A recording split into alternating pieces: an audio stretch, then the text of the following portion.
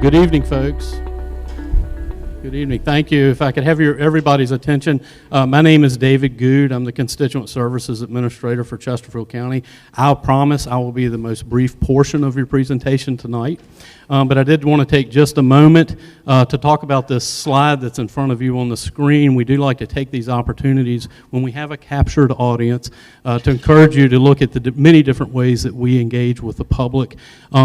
If you happen to have your smartphone in your pocket, you can take it out. That QR code should work from anywhere in this room. Open up your camera and record it. If you don't want to do that right now, you can pick up a handout that we have over here on the table and check that out later. There's lots of things available in terms of signing up for different newsletters, including the county's main newsletter happening in Chesterfield and others produced by counties and county departments and divisions. You can also check out things like our Behind the Mic podcast that's regularly produced by our Communications and Media department, as well as a blog post and many, many other opportunities to engage with us. But anyway, I would like to take just a moment to make a couple of introductions. We're honored to have Delegate Mike Cherry with us tonight. Thank you for being here. Dr. Joe Casey, our county administrator, is with us, and many other county staff who are here to assist. Up here in front of me are some folks you're going to hear about tonight. Our host this evening is Matoaca District Supervisor Kevin Carroll. He's going to say a few words in just a second. Then we're going to turn it over to Stuart Connick with our Parks and Rec Department, and then we're going to hear from Nick Fite with our Community Enhancement Department. I'd also like to recognize Tommy Owens, who's here with our Planning Commission tonight. We also have a plethora of other staff here to assist us with answering questions. In a moment, I'm going to turn it over to Mr. Carroll. Following that, we'll have a presentation, and then we'll open it up to Q&A. So thank you for being here. We appreciate your time. Well, they gave me a wireless. First, I want to say thank you for everybody for taking the time out of your life to come down to this meeting. The purpose of the meeting is twofold. One, there's some things that are going on within the district that we want to make you aware of. Some really good stuff, actually. And then, if some of you may remember, back in, I think it was 2019, there was a public meeting that was held down at the old Matoaca Elementary School to kind of discuss what could be some future uses of the old school. And so part of what the conversation tonight will be about that. I think it's important for us, we're here to serve you, the community, and it's important for us to get your input. You know, I know that, as an example, when Ettrick Elementary School was actually using Matoaca Elementary School, the old school, for a while, right, while the school was being built. And then after the school opened and the kids moved out to the new Ettrick Elementary School, I got a phone call from someone from the community and said, "Hey, you still have that Ettrick Elementary sign up there and on at the Matoaca Elementary School. That's Matoaca Elementary School. You need to swap that sign out."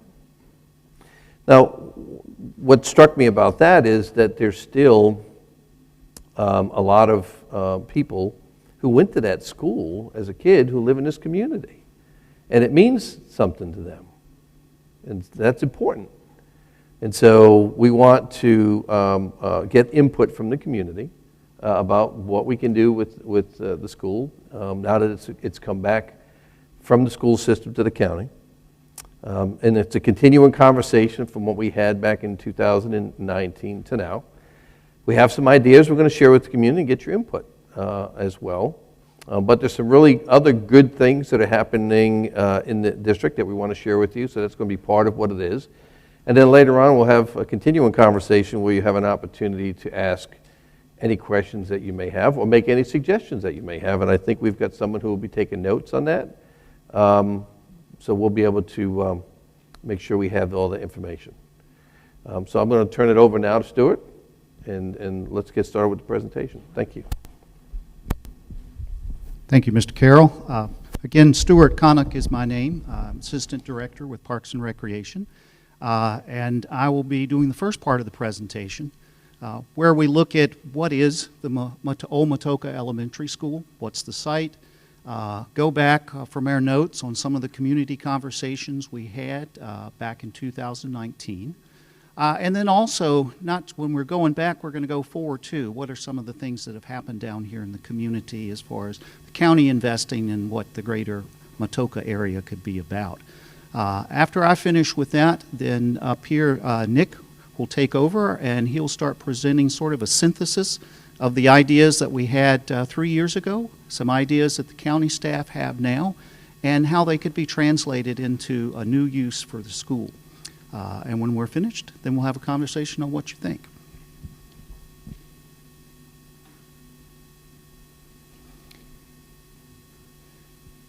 Okay, next slide. So, and covered most of that, revisit our conversation from before, review some of the planned and recent investments in the area, and then look at those new redevelopment ideas.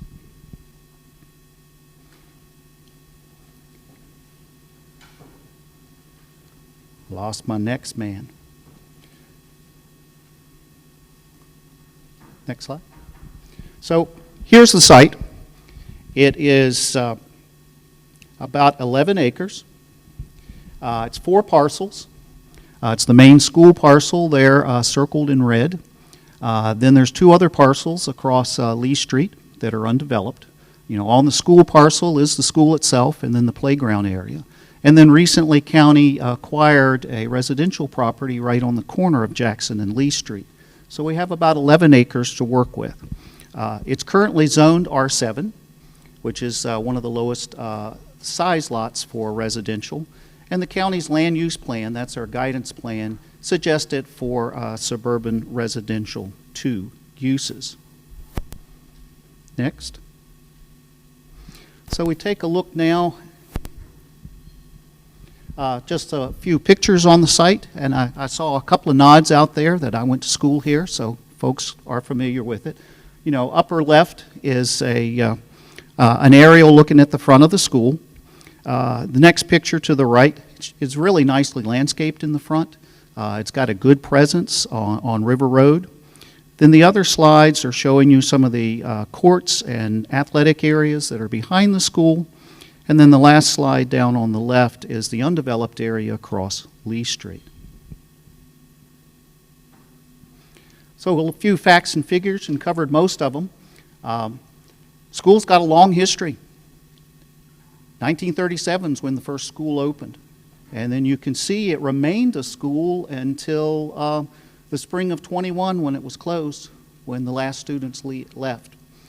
Currently, the grounds are continued to be maintained by Parks and Recreation, and the school itself is secured and taken care of by our general services.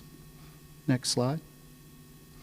So we take a look at what the school is, and you can see, like any school that started in 1937, there's been a lot of additions.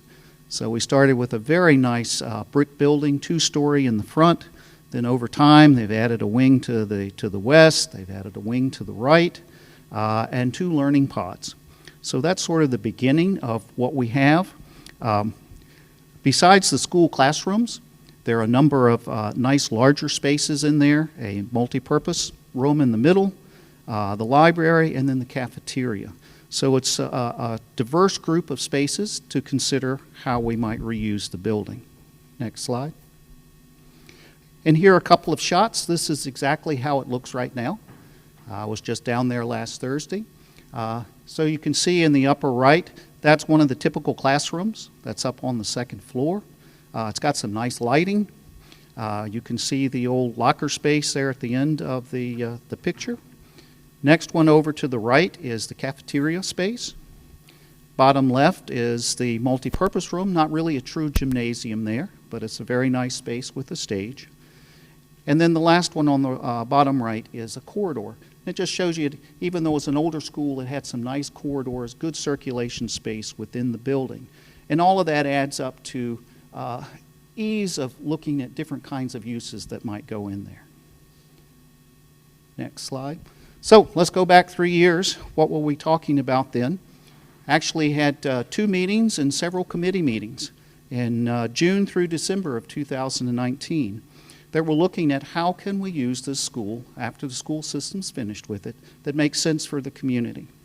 Some of the basic ideas discussed were government uses, which that could be community space, recreation center, possibly satellite offices for functions of the county government. Could be used for nonprofits or other community uses as a place to have right here in the community. And then the last would be, okay, it could be up for sale and be developed in a different way. We were honest in our assessment to take a look at what those might be. Next slide. And then the group actually developed a little more detailed look of some of those building uses, defines it a little better, after-school programs, business incubators, training areas for some of those on the inside. On the outside, I think for the most part, everybody thought we ought to use the open space to continue as a park and rec function. That would be very valuable in the community. It was there when the school was there. We wouldn't want to lose that. And then we actually got into some broader discussions of the greater Matoaca area as far as pedestrian connections, sidewalks, even got into maybe the need for public transportation and getting some good technology down here that everybody could have access. So the conversation drifted away from the school but started to get a capture of what some of the things the community would think. Next slide. So that's what we're talking about, 3 years. What's happened in 3 years? We're in one of those things of what's happened right here. We have 2 new schools down here, Matoaca and Ettrick. And I know we're talking about Matoaca Elementary School, but I'm sort of talking about the greater Matoaca area. So it brings you up to Ettrick and brings you west out on River Road. Matoaca completed and opened in 2020 and Ettrick in 21. Next slide. Inside, very valuable to Parks and Recreation, is we have 2 great gym spaces. So actually we have more gym space down here than we did. Ettrick didn't have a gym. It does. In fact, it's a double gym, meaning that we can get 2 practices in there at the same time. And then we have a good large one here at Matoaca. Other parts of these schools that's really good is, just like we're doing tonight, there are other spaces within the schools that can serve the community as community space, just like we're having this meeting. Next slide.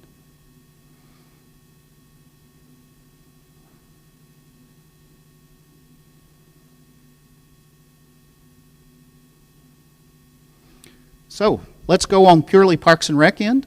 2 exciting things happening here. Let's go downriver for Matoaca in Ettrick. We're in the process of acquiring what's called the Greenwood property.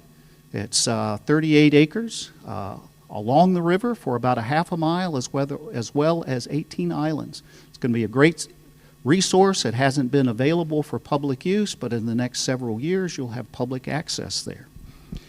And then if you go upriver to Radcliffe Conservation Area, we're working now to acquire an additional 74 acres. It's beautiful property, all wooded with 3 or 4 spring-fed streams, and we're in the last stages of that acquisition. And then that will be opened up for trails and picnicking in the future. So 2 great things happening upriver and downriver from Matoaca. The last piece, too, is down at the lower end at Ettrick. That property will be right at a good trailhead and right at the beginning of the Fall Line Trail. This is a regional trail that'll start right there in Ettrick and go all the way to Ashland. Next slide. So those things are happening from Parks and Recreation, from schools. We're also looking at some redevelopment, and on the slide you see right now is redevelopment of the old Ettrick Annex. And it will be residential, 1,500 to 1,800 square foot single-family homes, about 10 new homes planned. The first 3 should be available sometime in early summer of 2023.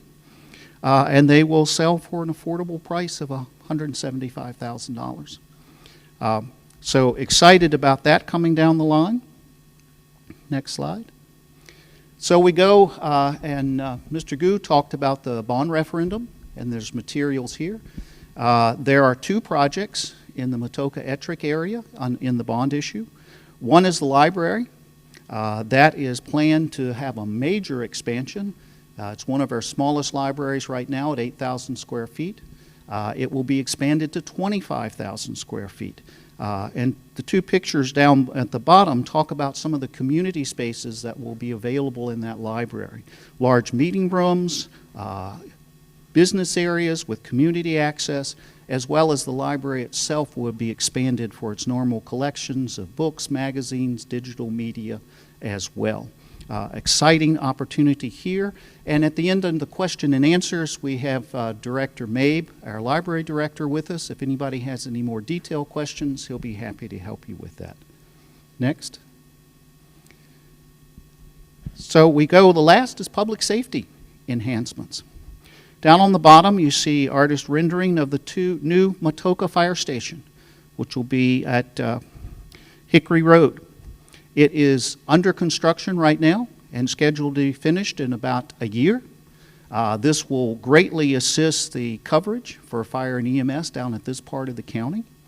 And then under the bond issue, the picture's up at the top, the yellow arrow is pointing where it will be, there's a proposed project to build a replacement Ettrick Fire Station.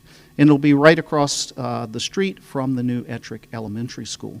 So this area will be could be getting two brand new stations, which will improve their service capacity. Chief Fitch from the fire department is here. If you have any more detailed questions, and he can give you all the facts and figures on that, he'll be glad to help you.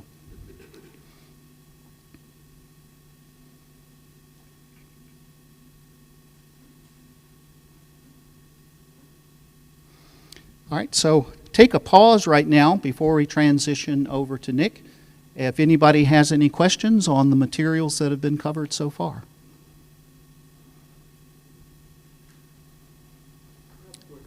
Yes, sir. Can you have too much space for recreation? Just like community affair,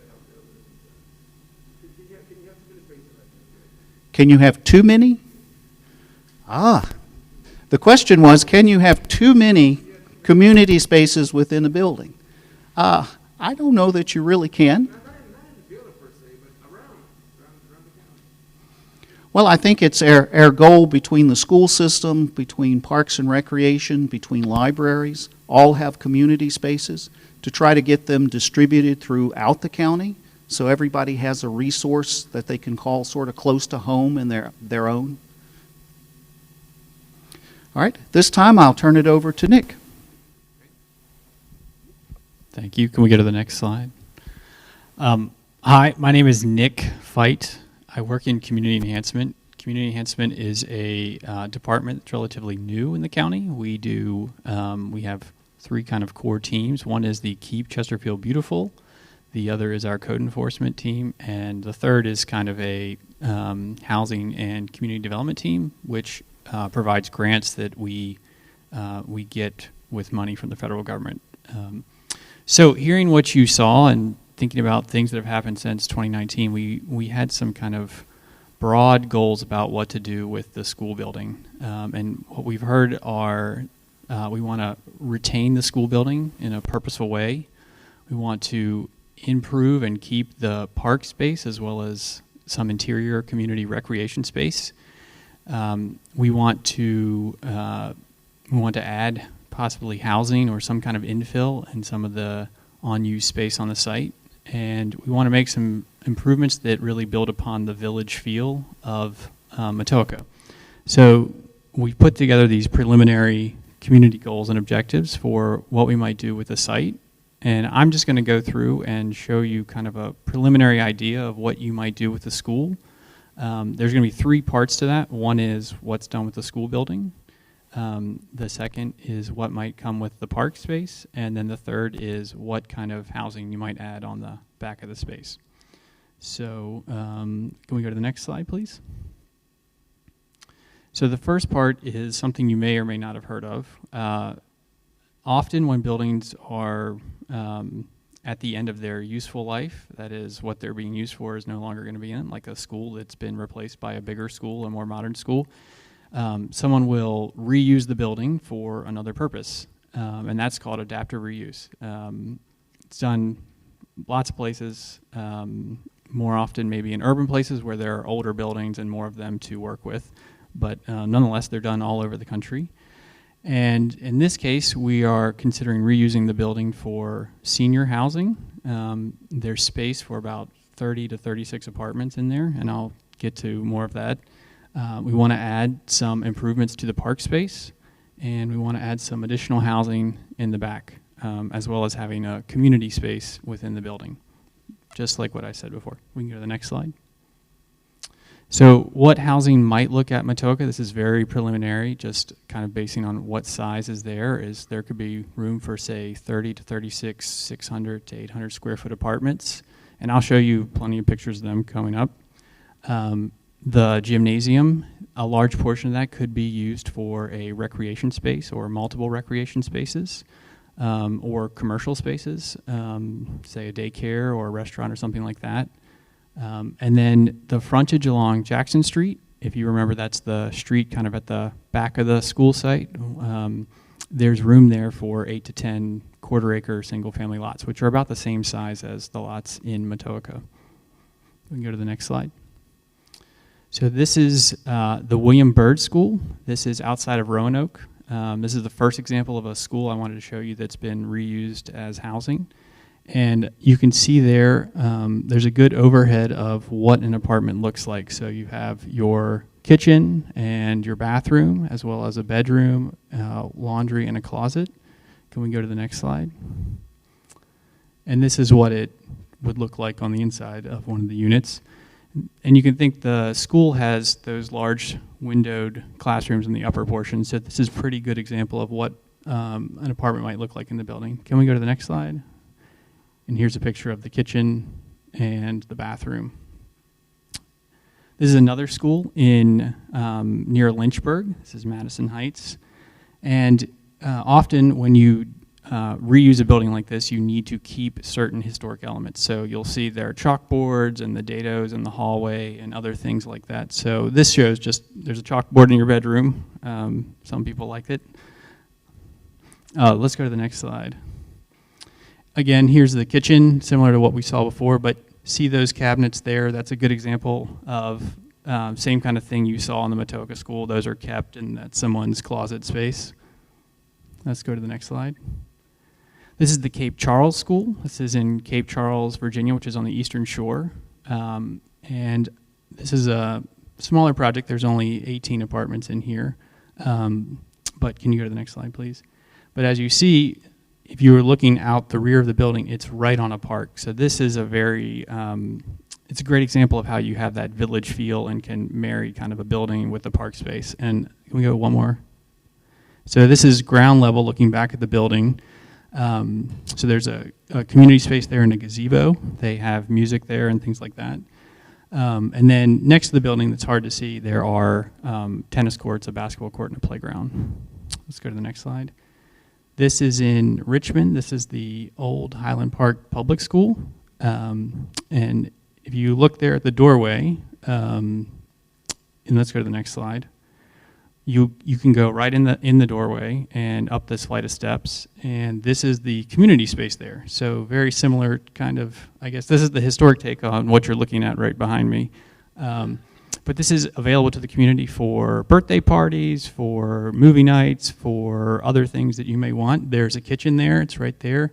And there's a very easy way to keep access for the residents separate from the public. So if you live there, you would have controlled access with a key fob to where you live, so no one is coming in your units. Let's go to the next one. And then this is the last one I wanted to show you. This is in Richmond also. This is the Fulton Hill School. And this has been turned into both apartments, and it has a commercial space that I'd like to show you. So underneath the portico is where seating for the restaurant is. Can we go to the next slide? And then you can see there's a restaurant here, and it's got the old classroom door there on the left. And then on the right, there's a small retail shop there, and you can see similar kind of the closets in the back of the classroom. But it could be something else. It could be a daycare. It could be another commercial thing that locates there. The possibilities are kind of endless. Let's go to the next slide. So now I want to pivot to some of the kind of affordable single-family home ownership stuff that my department's done recently. This is going to show you kind of what the back side of the site is. This is a home that the Maggie Walker Community Land Trust purchased and renovated. Renovating meaning new HVAC system, new windows, a new kitchen that you see there. insulating, electrical upgrades. And the land trust, if you have any questions, come up and I'll explain exactly how it works. But the land trust makes homes affordable by holding the land in perpetuity and just selling a home to someone. So the home price is a bit less for the homeowner. It functions the same way as any other home. It just, instead of needing a large down payment to get into it, you can get into home ownership a little bit sooner and quicker. Let's go to the next slide. So these are the homes that we're going to build at the Ettrick Landing site. They 4 different models. They range in size from 1,500 square feet to 1,800 square feet, and we're hoping to sell them for an average of $175,000. That's about a $1,500 a month mortgage payment. Hopefully by the time we get them to sale, interest rates will have come down for folks. But they're very durable. They're meant to be easy for someone to live in, not have a ton of maintenance, and last for a long time because they are going to be available to the next homeowner for an affordable homeownership opportunity. Let's go to the next slide. And then finally, just putting it all together, going from the top of the site, moving down into the neighborhood, we would, under a concept like this, you would probably enlarge the parking in the front of the site. Then you'd have your apartments there in the building, losing one of the pods. And then we'd have this park that is a linear park with playgrounds and more family-friendly things on one side, but then also a seating area there in the middle, some parking there in the back, pickleball, and a green space. And then the rear of the site along Jackson Street, you have opportunities for first-time home buyers to purchase a home that would be built by one of our nonprofit partners we work with. And so it's just a concept, just something you could do, and you could do lots of things there. So that's why we're here tonight, is to hear your ideas and your thoughts and things like that. So thank you.